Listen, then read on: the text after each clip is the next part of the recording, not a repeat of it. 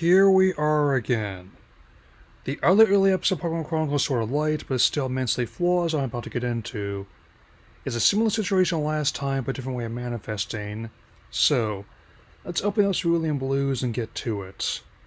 The episode sees Misty returning home to take control of Cerulean Gym after finally being recognized for her position by Daisy, Violet, and Lily.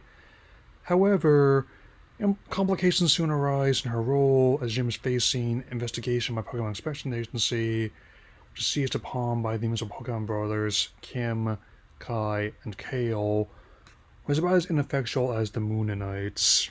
As Misty re-enters the gym while its stitches are away, Nurse Joy and her other attendants are helping deal with the rampaging Gyarados. Joy steps in to help, so attendants start geeking out at her. Calm down. I like her character a lot too, but dial it back a little. Gyarados continues rampaging, not even going to entertain Joy's endless agitation loop psychobabble, sucking everything in the gym. I also must reiterate that I can't get very invested in what happened with Gyarados when Misty was an infant. It didn't make sense when I was younger, still doesn't now. I will say it is nice to see her Starmie and her Horsey again. Bottom line, Misty's endgame is to make the most of the position she's been given, not only for her sisters, but for her city. Of course, Kim, Kai, and Kale sent about undermining this effort. She completely wrecked you guys in multi-battle precursor. Really want to see what you're capable of on her own? Because I do. Like an interesting story too. Seriously. Whenever the story is focused solely on Misty rising the task she's been charged with, that's how it works best. The PIA subplot is bad enough, because the organization has never been mentioned before and has not been seen since, but the Invincible Pokemon Brothers are personally not who I would have chosen as opponents. Even just making up a character today would have been preferable. Misty attempts to calm Gyarados by doing a bit of an underwater ballet, but it's actually nice when it calls back to the Misty Mermaid.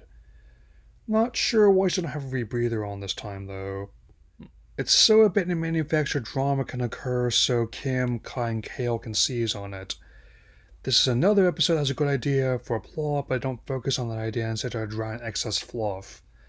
I also intentionally use the drown analogy because it's going to get wetter from here.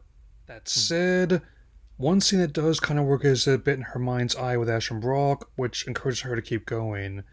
It's not just because it blows up the whole turn to mean serious justification for the spin-off, especially since later ones have pulled it off better, but it shows the impact she had on them, vice versa, as well. Misty comes to Joy and serves her tea, tending her upstairs. Good thing she has medical experience, as most TV series really gloss over the risk brain damage being like that can cause. Joy then proposes separating Gyarados from the others for the time being, so attention can be focused on calming it down. Misty agrees. The elements where they're treating together are the ones that do work for this episode. Regrettably, that is not to last, as Gyarados is caged and Kim makes his move in the gym. Personally, the scheme is making him miss the hose and vacuum before. Instead, Kai and Kale enter the gym with gaggle of spectators. Much like how I postulated in my last review, this would have worked better if it wasn't just shoved in the last 5 minutes of runtime. When even Misty is calling Bravos here on their plan, it's not a good sign. Kim sends out Hitmonchan, which the fight MC mistakenly refers to as a punching type, going to assume he means fighting type, and plunge in the pool. Didn't really think this through, did you guys? Sure enough, Joy sees right through Kim's feint and disqualifies Hitmonchan.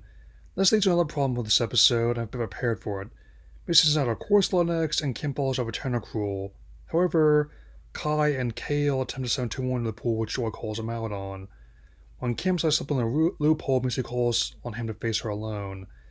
Kim refuses, and when Misty dives in the pool, calls Corsola back. This finally convinces Gyarados to defend its honor in the gym. Bursting through the cage, Gyarados takes on Misty on its crest and sends all 3 Tentacruel crashing on the gym ceiling with a single Hyper Beam attack. The so-called invincible Pokemon Brothers, for all their bloviating, are then ejected through the same ceiling with Hydro Pump. One last smear on what's actually one of the more total episodes. Joy reveals herself to be unexpected for the PIA. I once again question why it's necessary, as most incarnations in the series before and since suggest the gym leaders have their own level of authority, no additional body needed. Hence, Joy could have easily played the same role as helping Misty train Gyarados and maintain the gym without any connection to the PIA and would have been vastly better. Moreover, the gym leaders had direct control without an external force involved. So, by closing Joy heading off to Hoenn and Misty continuing to train at Cerulean Gym, silently thanking Ash for believing and Brock for believing in her. Once again, not a great outing, but not the worst thing I've covered either. Cerulean Blue is marginally better than the previous episode, but it's not even close to something I'd recommend in post Origins, post Evolutions, post Pikachu Landscape of spin-offs. Again, I feel the episode would be better if it focused on Misty training the gym with the PIA shenanigans and Kim, Kai, and Kel not even being included. The animation, while nowhere close to his best either, is also a bit better this time around.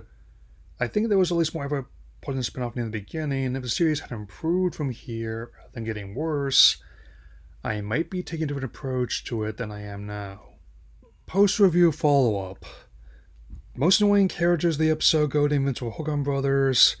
They may have been in passable and Gotta Catch You Later, but their shtick here is nigh insufferable. This honorable mention goes to the entire concept PIA, which is the second most worthless and ineffectual group of figureheads I've seen in my life. First is the Department of Government Efficiency. The next Chronicles review will be on Weird Our Angels, in which Team Rocket is taking a superhero group when they wouldn't even pass for overpriced video game skins. That is all for now.